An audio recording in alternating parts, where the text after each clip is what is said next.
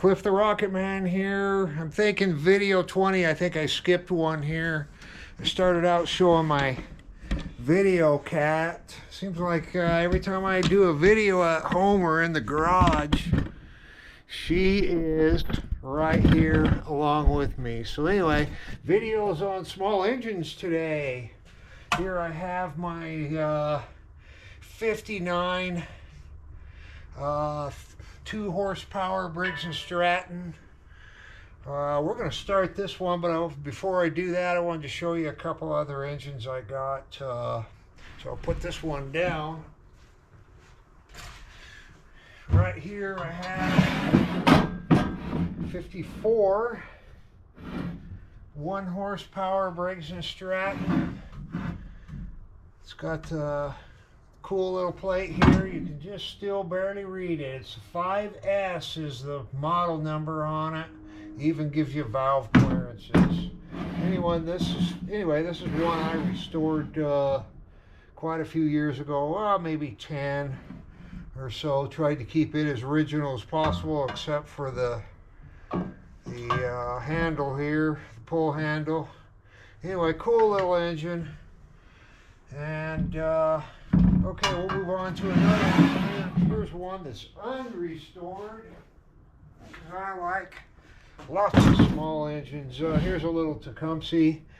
It's an H30, which means it's 3 horsepower horizontal shaft. This is off a tiller. I do not know what that was off of. I just bought it on eBay many years ago and painted it. Anyway, this is off a tiller. The tiller died, and guy sold me the engine. Runs very well. Anyway, there's another one. Okay, then we'll get to this one. This one I've had probably, I'm thinking, 30 years. I've had this little engine. This is an old generator stand. I use it for a test stand. Anyway, let's turn this around so you can see it.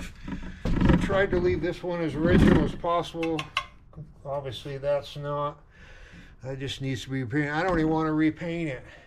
So anyway, something about Briggs and Strattons. I don't know if you can see it here.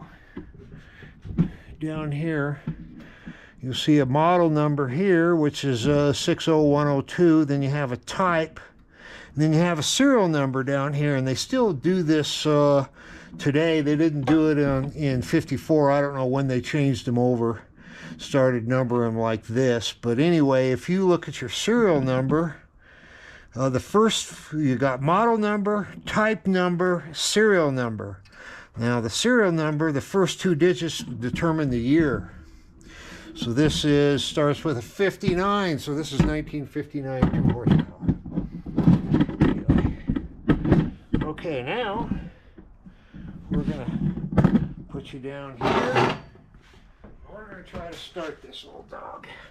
Actually, I've had it running. It's been in the basement for probably 10 years and hasn't been started. So we're gonna try it.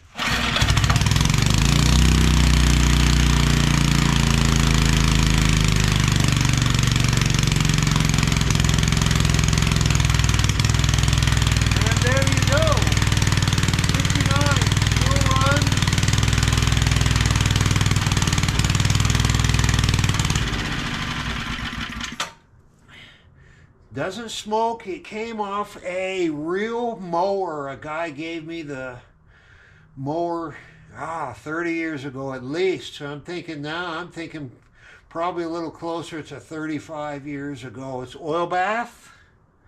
Very simple carburetors. Easy to fix. The Tecumsehs, as you notice, they're a little bit more difficult because the tank's remote from the carburetor. They have a tendency to leak. I'm just trying to think some little issues here. Little other tidbits about these old engines. You notice if you look at the 2 carburetors, they're almost identical. Even they didn't change them much. Clear up into, I gotta say, until they went to pulsa jet. I'm thinking in the 70s, they didn't change them hardly at all. Pulsa jet, I'll go into that maybe in another video. I've got some other engines, but just a little bit of history on Cliff and engines. I started working on them when I was 12.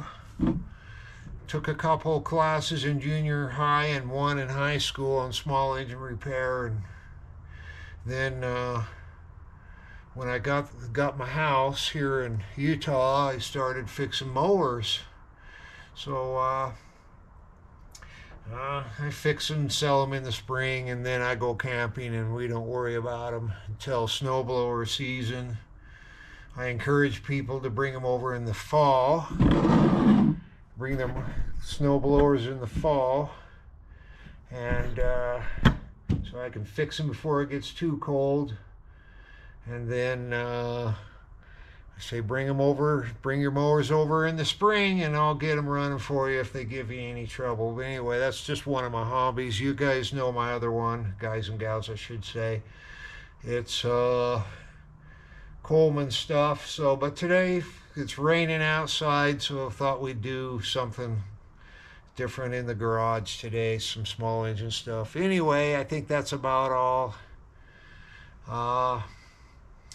Cliff out.